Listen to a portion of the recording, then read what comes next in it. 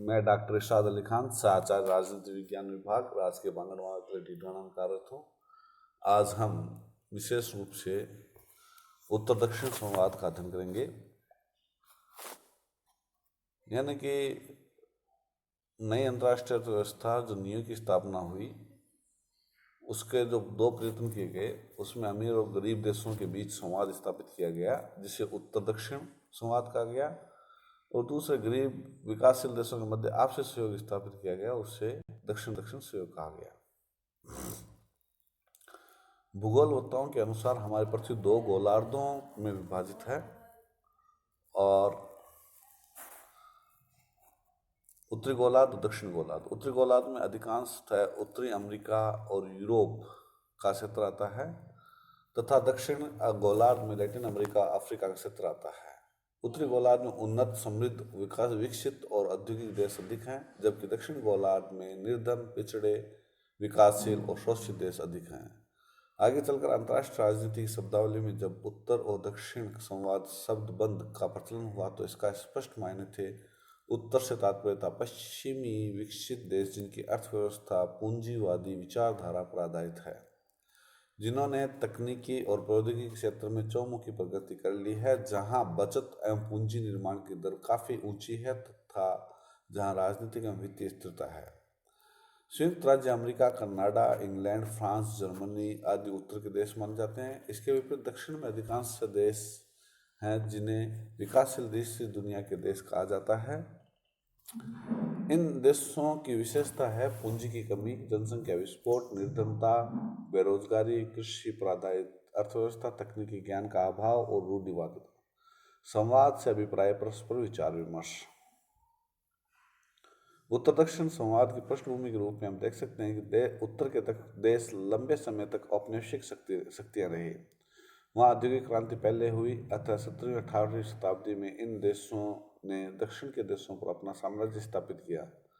लंबे समय तक एशिया, अफ्रीका और लैटिन अमेरिका के देश गुलाम रहे। गुलामी की इस लंबी कालावधि में उत्तर के विकसित देशों ने अपनी आर्थिक व्यवस्था इन पिछड़े देशों पर थोप दी।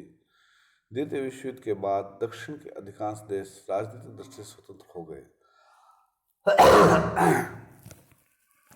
किंतु उन्होंने यह पाया कि आर्थिक दृष्टि से वे पूंजीवादी देशों के शिकंजे में फंसे हुए हैं।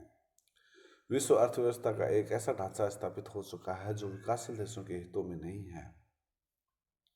उन्होंने पाया कि दक्षिण के विकासशील राष्ट्रों की जनसंख्या विश्व की कुल जनसंख्या का 73.6% है, जबकि विश्व के कुल उत्पादन में उनका हिस्सा मात्र 21.5% है।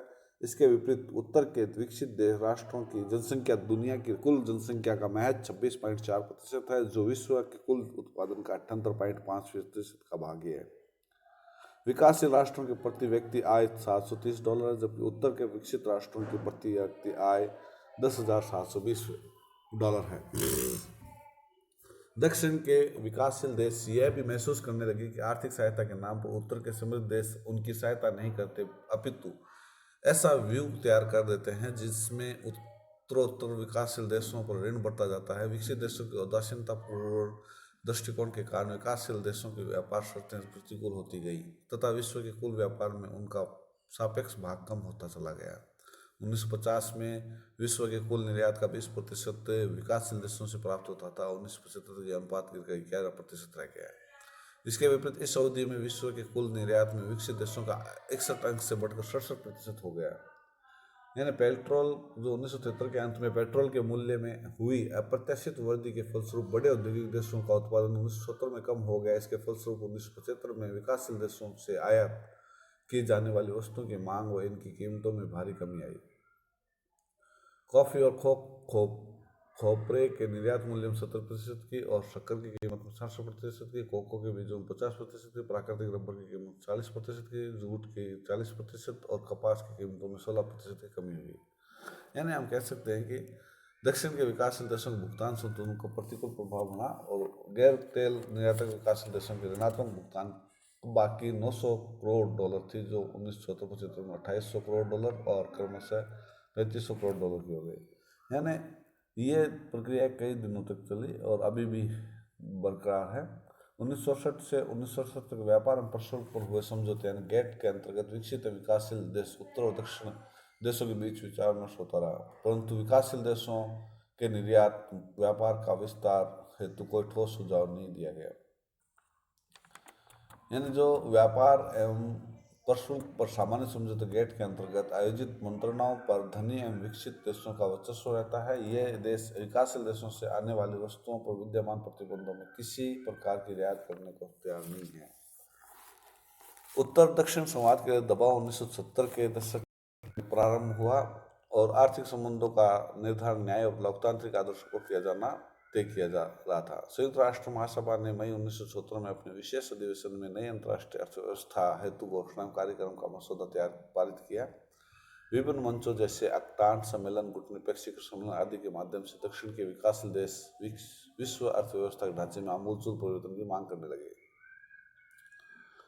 उत्तर के विकसित औद्योगिक देशों ने भी हवा के रुख को पहचानते हुए यह महसूस किया कि यह बुद्धिमान नहीं होगी कि विकासशील देशों की उचित मांगों का अनदेखा किया जाए। विकासशील देशों की आर्थिक स्थिति में लगातार गिरावट चलने से दीर्घावधि में हर हालत में विकसित देशों पर बुरा असर पड़ेगा। अतः अंतर्राष्ट्रीय आर्थिक संबंधों और अंततः विश्व शांति के समान विकास के लिए यह अत्यंत महत्वपूर्ण है कि इन प्रस्तावित मुद्दों को धनी एवं निर्धन देशों के बीच व्यापक अंतर्राष्ट्रीय विचार विमर्श के लिए संतोषजनक तरीके से हल किया जाए। संयुक्त राष्ट्र महासभा, टांड और गुटनिरपेक्ष शिखर सम्मेलन, प्रसिद्ध ब्रांट आयोग, पश्चिमी जर्मनी के चांसलर विली ब्रांट की अध्यक्षता में, जिसमें ओलाफ पाल्म और एडवर्ड हीथ जैसे पश्चिमी यूरोपीय राजनेताओं ने भाग लिया, और नोबेल पुरस्कार विजेता जॉन तिनबर्गन जैसे अग्रणी आर्थिक विचारकों ने इन वर्षों में सिफारिश की कि धनी और निर्धन देशों उत्तर और दक्षिण के देश के बीच शीघ्र और व्यापक विचार विमर्श कराया जाए, या फिर नई अंतर्राष्ट्रीय अर्थव्यवस्था को लागू करने के लिए अंतर्राष्ट्रीय स्तर पर विचार विमर्श कराया जाए। अंतर्राष्ट्रीय मुद्रा कोष ने भी अपनी रिपोर्ट 1985 को में औद्योगिक राष्ट्रों से संरक्षणवाद को बढ़ाने से रोकने और वर्तमान व्यापार व्यवधानों को हटाने को कहा, ताकि विकासशील देशों के बाजार का विकास हो सके। मुद्रा कोष ने चेतावनी दी कि विदेशी व्यापार नीति ऐसी क्षेत्र हैं जिसमें अंतर्राष्ट्रीय सहयोग को सबसे गंभीर खतरा है। औद्योगिक राष्ट्रों का यह विशेष उत्तरदायित्व है कि वे व्यापार क्षेत्र को उदार बनाने के लिए प्रयत्न करें। उत्तर दक्षिण संवाद के कतिपय प्रयत्न जो किए गए, उसमें पेरिस शिखर सम्मेलन, ब्रांट आयोग, राष्ट्रमंडल शिखर सम्मेलन, कानकुन सम्मेलन, उर्ग्वे वार्ता जैसे विश्व व्यापार संगठन, गेट समझौता, पृथ्वी सम्मेलन 1992-1997 का, G8 की एवियन फ्रांस में संपन्न बैठक जून 2003, G20 जलवायु परिवर्तन पर कोपेनहेगन और डरबन सम्मेलन, पेरिस में जलवायु परिवर्तन सम्मेलन नवंबर-दिसंबर 2015। पेरिस सम्मेलन 1975 स्वतंत्र के बीच में हुआ और दिसंबर 1975 में पेरिस में प्रारंभ हुआ, और पेरिस सम्मेलन को अंतर्राष्ट्रीय आर्थिक सहयोग सम्मेलन के नाम से भी जाना जाता है। इस सम्मेलन के आयोजन में तत्कालीन अमेरिकी विदेश सचिव डॉक्टर हेनरी किसिंजर ने विशेष दिलचस्पी ली। संयुक्त राष्ट्र महासभा की 7वीं विशेष बैठक की संबोधित करते हुए डॉक्टर किसिंजर ने विकसित और विकासशील देशों का सम्मेलन आयोजित करने का आह्वान किया। कुल 8 विकसित और 19 विकासशील देशों ने इस सम्मेलन में भाग लिया। इस सम्मेलन का विचार विमर्श बीच में रुक कर हुआ, लगभग 18 महीने तक चलता रहा। सम्मेलन जून 1977 में समाप्त हुआ। उत्तर के समृद्ध देशों ने निर्धन देशों के लिए कुछ रियायतों और सहायता कार्यक्रम की घोषणा की, जिनमें गरीब देशों की तेल जरूरतों को बढ़ते खर्च को देखते हुए जिंस मूल्य को स्थिर करने में मदद के लिए गरीब देशों की विशेष सहायता का उद्देश्य से एक विशेष कोष की स्थापना करने का शामिल किया गया। ब्रांट जो सम्मेलन था, उसमें पेरिस सम्मेलन की असफलता के बाद विश्व बैंक के तत्कालीन अध्यक्ष रॉबर्ट मैकनामारा ने अंतर्राष्ट्रीय विकास मुद्दों को निपटाने के लिए एक गैर सरकारी स्वतंत्र आयोग की स्थापना करने का प्रस्ताव किया। प्रस्तावित गैर सरकारी आयोग ने दिसंबर 1977 में काम शुरू कर दिया। यह आयोग ब्रांट आयोग के नाम से लोकप्रिय हुआ क्योंकि इसके अध्यक्ष पश्चिमी जर्मनी के भूतपूर्व चांसलर विली ब्रांट थे। इसके सदस्यों में विश्व के सभी भागों के राष्ट्र सम्मिलित थे, जैसे पूर्व, पश्चिम, उत्तर, दक्षिण।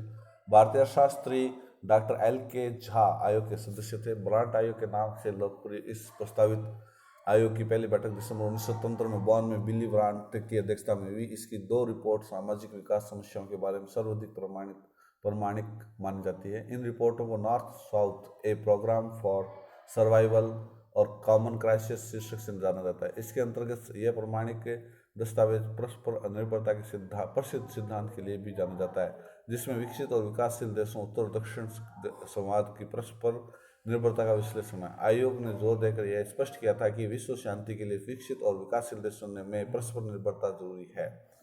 यानी इससे ब्रांट आयोग ने उत्तर दक्षिण संवाद के मुख्य मुद्दों का उल्लेख किया, जैसे वस्तु व्यापार, विकासशील देशों के लिए विदेशी कर्ज, अंतर्राष्ट्रीय मुद्रा सुधार, टेक्नोलॉजी हस्तांतरण, बहुराष्ट्रीय निगम, समुद्री कानून और बहुउद्देशीय व्यापार का था।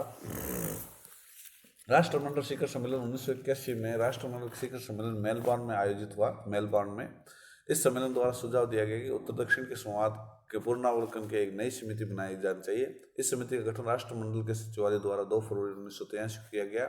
इसका अध्यक्ष नाइजीरिया के क्लार्क को बनाया गया और इस समिति में Zimbabwe, Britain, Australia, Sri Lanka, Singapore, Jamaica, गायना और भारत के प्रतिनिधियों को सम्मिलित किया गया। इस समिति का मुख्य उद्देश्य था कि विकसित और विकासशील देशों के मध्य व्यापार वार्ता प्रक्रिया को परीक्षण करना, उन बाधाओं के बारे में विचार करना जिनके कारण अभी तक इन वार्ताओं को सफलता प्राप्त हो सकी, ये देखना कि ये बाधाएं किस सीमा तक वार्ता प्रक्रिया में कमी के कारण उठ रही थी तथा इस पर इस तरह के सुझाव देना जिससे वार्ताओं में आने वाली बाधाओं को दूर किया जा सके। अपने प्रतिवेदन में समिति ने प्रक्रियाओं और संस्थाओं के सुधार में अनेक सुझाव दिए। सभी देशों की सरकारों को उत्तर दक्षिण संवाद के मुद्दे पर अपनी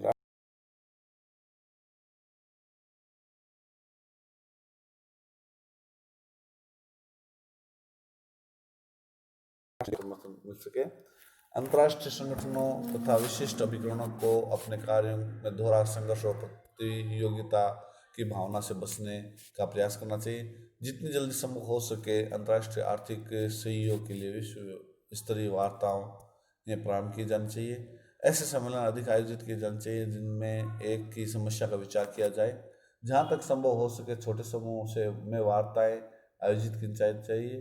विशेषज्ञों की सेवाओं का अधिक उपयोग किया जाना चाहिए। वार्ता सम्मेलनों के अध्यक्ष विभिन्न समूहों के अध्यक्ष आदि चुनते समय अधिक ध्यान रखा जाना चाहिए। विकासशील देशों को इस बात के लिए प्रोत्साहित किया जाना चाहिए कि वह अपनी नीतियों को आगे बढ़ाने के लिए अपने हितों की वृद्धि के लिए ब्रेटन वुड्स द्वारा स्थापित संस्थाओं में अपने प्रतिनिधित्व को अधिकतम उपयोग कर सके।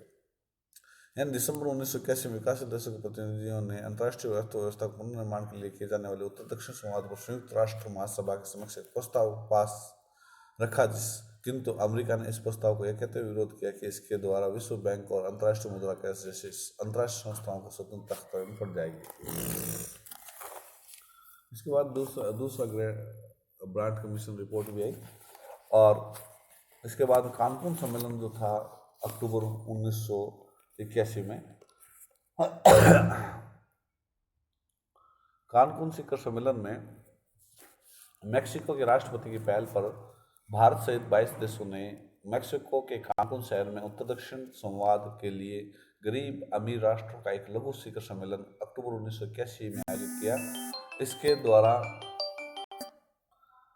इस बैठक का उद्देश्य अमीर गरीब देशों के मसलों पर अंतर्राष्ट्रीय विचार विमर्श के लिए उचित वातावरण बनाना और इस विचार विमर्श के रास्ते की अड़चन को समाप्त करना था। 1982 में यानी विकासशील देशों के नेता विश्व वार्ता को सन 1982 में प्रारंभ करना चाहते थे, जिसका अमेरिका और अंश पश्चिमी देशों ने दृढ़ विरोध किया। Doctor LK. झा के अनुसार जो कानकुन सम्मेलन में शामिल हुए थे, इस सम्मेलन की सबसे बड़ी विशेषता ये रही कि बस ये आयोजित हो गया। धनी देशों के नेताओं विशेषकर तत्कालीन अमेरिकी राष्ट्रपति रिगन के दुराग्रह ही रवैये के कारण कानकुन शिखर सम्मेलन असफल भी रहा। इसके बाद में उरुग्वे वार्ता, गेट समझौता, विश्व व्यापार संगठन जिसका हम अध्ययन करेंगे। द्वितीय विश्व युद्ध के पश्चात अस्तित्व में आई अंतर्राष्ट्रीय व्यापार व्यवस्था मुख्यतः तटकर व्यापार से संबंधित सामान्य समझौते के प्रावधानों द्वारा संचालित होती है। इस सामान्य समझौते को गेट यानी कि general agreement on tariff and trade कहते हैं। विश्व स्तरीय व्यापार के संबंध में नियम बनाने का कार्य गेट संस्थान द्वारा किया जाता है। गेट का मुख्य उद्देश्य प्रशुल्क दरों को न्यूनतम करना और अंतर्राष्ट्रीय व्यापार के विकास में आने वाली कठिनाइयों का निराकरण करके पारस्परिक लाभ वाले लक्ष्यों को प्राप्त करना है। गेट की स्थापना 1947 से लेकर अब तक यानी 8 बहुराष्ट्रीय व्यापारिक सम्मेलन हो चुके हैं। 8 अंतर्राष्ट्रीय अधिवेशन उरुग्वे राउंड 20 सितंबर 1986 को गेट के तत्वाधान में दक्षिण अमेरिका के देश उरुग्वे में प्रारंभ हुआ, जिसमें लगभग 100 सदस्य देशों ने भाग लिया था। बाद में इसकी सदस्य संख्या बढ़कर 108 हो गई। उरुग्वे वार्ता दौर के लिए 4 वर्षों की अवधि निर्धारित की गई थी और गेट को अपने निष्कर्ष दिसंबर 1990 तक देने के लिए कहा गया, लेकिन 7 वर्षों के निरंतर प्रयासों और वार्ताओं के साथ दौर संपन्न होने के बावजूद भी कतिपय अंतर्राष्ट्रीय व्यापार व्यवस्थाओं पर आम सहमति प्राप्त करने में सफलता नहीं मिल सकी। वार्ता का 8वां दौर उरुग्वे के शहर पुंता डेल एस्टे में प्रारंभ हुआ। इसमें गेट के अंतर्गत आने वाले क्षेत्रों का निर्णय लिया जाने के संबंध में वार्ता हुई। परंपरागत रूप से गेट केवल वस्तुओं के व्यापार से संबंधित नियमों ही बनाता रहा, जिसमें मुख्यतः निर्मित माल ही सम्मिलित है, कृषि का इसके कार्य क्षेत्र से बाहर है। उरुग्वे वार्ता के वर्तमान दौर में गत परंपरा से हटकर वार्ता क्षेत्र में विस्तार किया गया और पहली बार वार्ता सूची में 4 नए क्षेत्र शामिल किए गए। व्यापार से संबंधित निवेश उपाय, जिसे trade related except of investment measures and TRIMS, बौद्धिक संपदा अधिकार के पहलुओं से संबंधित व्यापार, trade related accepts of investment property rights and trips, और सेवाओं व्यापार, ट्रेड इन सर्विसेज तथा कृषि एग्रीकल्चर। गेट वार्ता की सूची में ये क्षेत्र विकसित देशों के आदेश में शामिल किए गए। विकासशील देशों का विचार था कि गेट केवल अब तक के परंपरागत क्षेत्र में ही नियम बनाने तक अपनी कार्रवाई सीमित करेगा। उरुग्वे चक्कर में 5 वर्ष के वार्ता दौर में के पश्चात भी किसी सर्वसम्मत परिणाम पर पहुंचने में असफल होने पर गेट के महानिदेशक आर्थर डुंकल ने 20 दिसंबर 1991 को 108 सदस्यीय गेट के भावी स्वरूप पर 500 पृष्ठ के अपने प्रस्ताव रखे। इसके राष्ट्रों की सहमति के लिए पहले 13 जनवरी 1992 तक का समय दिया गया था। बाद में इस समय सीमा को बढ़ाकर 17 अप्रैल 1992 तक बढ़ा दिया गया। विकासशील देश यानी दक्षिण और विकसित देश यानी कि पश्चिम उत्तर देश के बारे में डुंकल प्रस्ताव में सर्वाधिक विरोध पेटेंट अधिकारों के संबंध में था और पेटेंट प्राप्तकर्ताओं के अधिकारों वर्दी और उनके दायित्वों वैधानिक बंधनों में कमी की गई। 15 दिसंबर 1993 को विश्व के 117 देशों के प्रतिनिधियों द्वारा सर्वसम्मति से नए व्यापार तटकर सामान्य समझौता गेट की स्वीकृति प्रदान कर दी गई। यह समझौता 1995 से लागू हो गया। इस समझौते के तहत एक नया विश्व व्यापार संगठन WTO वर्ल्ड ट्रेड ऑर्गेनाइजेशन गठित किया गया। गेट की तुलना में अधिक शक्ति संपन्न प्रभावी संगठन के रूप में विश्व व्यापार संगठन की स्थापना की। विश्व व्यापार संगठन विभिन्न परिषदों और समितियों के माध्यम से अंतर्राष्ट्रीय व्यापार संबंधों से जुड़े और उन 28 समझौतों को लागू करता है जिन्हें उरुग्वे दौर के वार्ताओं में शामिल किया गया। 1995 में मोरक्को के मार्राकेश में पारित किया गया। यह संगठन गेट से भी अधिक व्यापक है और यह बहुपक्षीय व्यापार प्रणाली को वास्ते संस्थागत कानूनी आधार उपलब्ध कराता है। संगठन असल में अंतर्राष्ट्रीय व्यापार की प्रणाली है और जो सभी देशों की व्यापार व्यवस्थाओं को लगातार निगाह रखता है।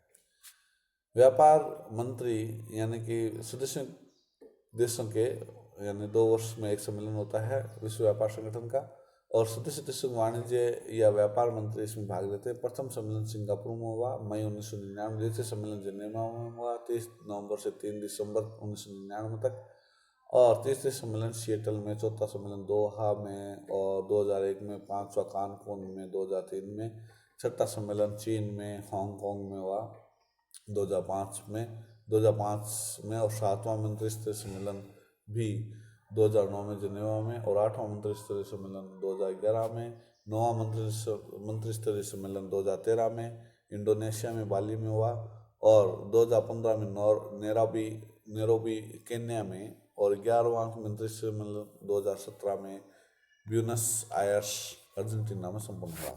यानी कि इस प्रकार से हमें कह सकते हैं कि विश्व व्यापार संगठन के अनेक समय में सम्मेलन होते रहते हैं।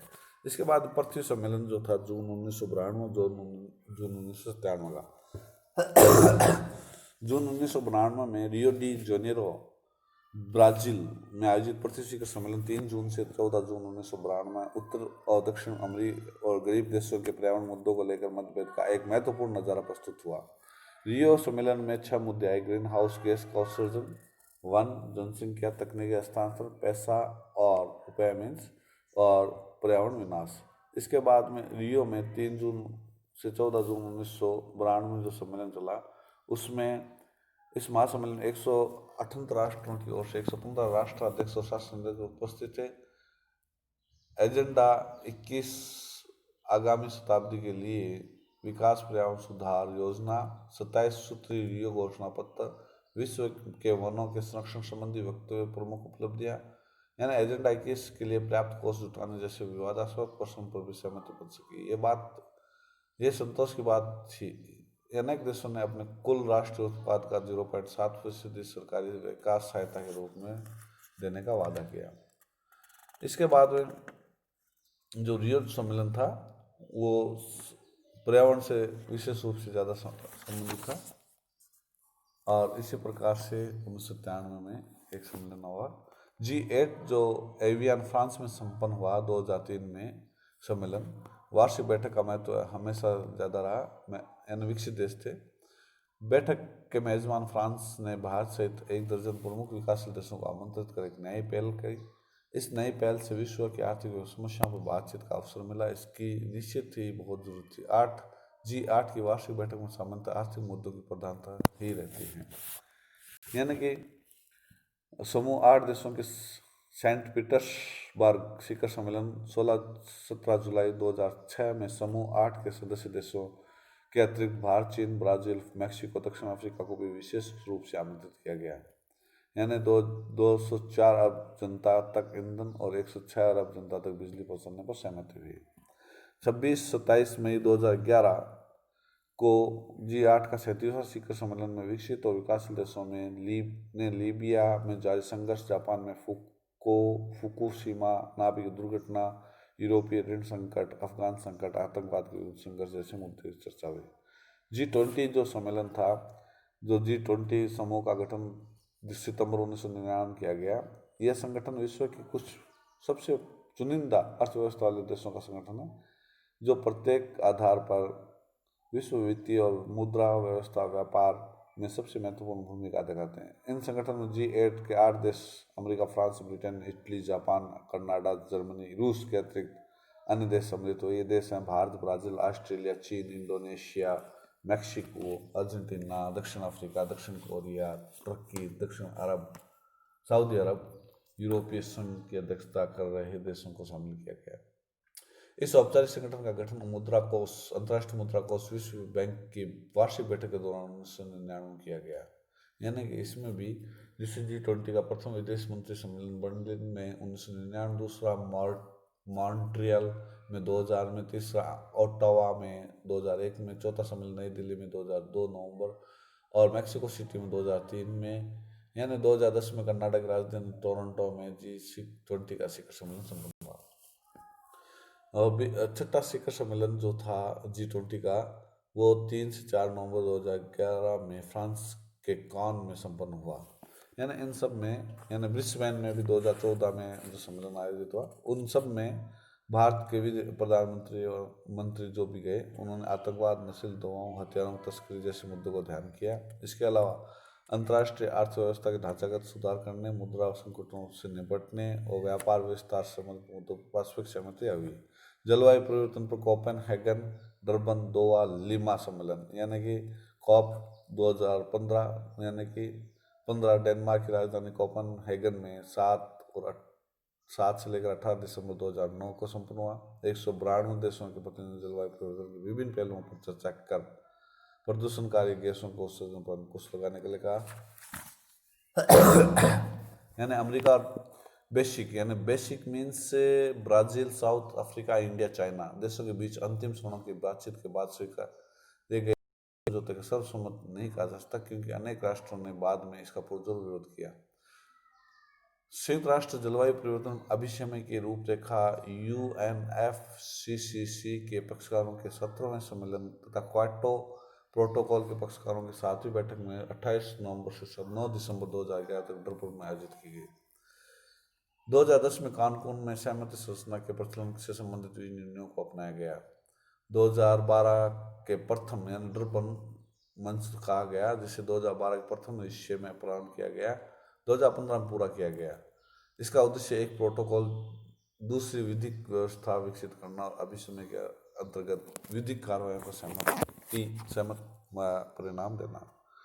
नई व्यवस्था 2020 से प्रवृत्त होगी। इसके अनुसार 2वां सम्मेलन जो 8 दिसंबर 2012 की एक महत्वपूर्ण उपलब्धि क्वाटा प्रोटोकॉल की दूसरी प्रतिबद्धता अवधि, जो कि विकासशील देशों की एक प्रमुख मांग थी, को कार्यशील बनाने के लिए क्वाटा प्रोटोकॉल में संशोधन किया गया। दिसंबर 2014 में लीमा पेरू में संपन्न पार्टियों का सम्मेलन UNFCCC 20 कॉप एक महत्वपूर्ण दिशा निर्देश, क्योंकि इसमें लंबी वार्ताओं गहन चर्चाओं के परिणाम स्वरूप लीमा कॉल फॉर क्लियरमेंट एक्शन प्रकाश में आया।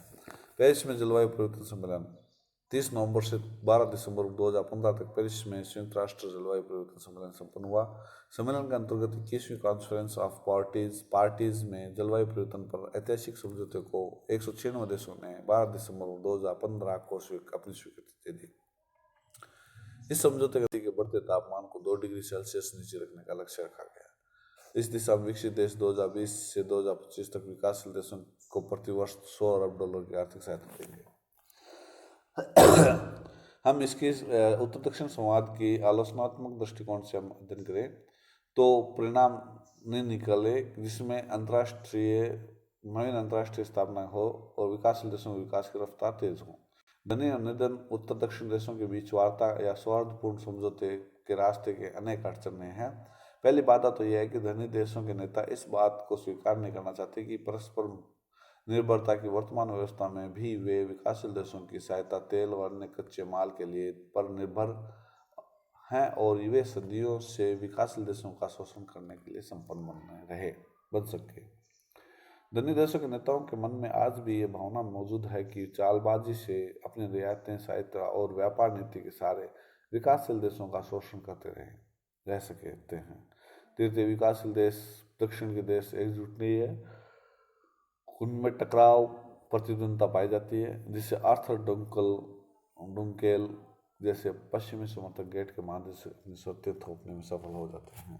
यानी कि इतना उत्तर दक्षिण संवाद जो है हम इसका अध्ययन करते हैं और उसमें हम पाते हैं कि उत्तर के देश आज भी सक्षम है।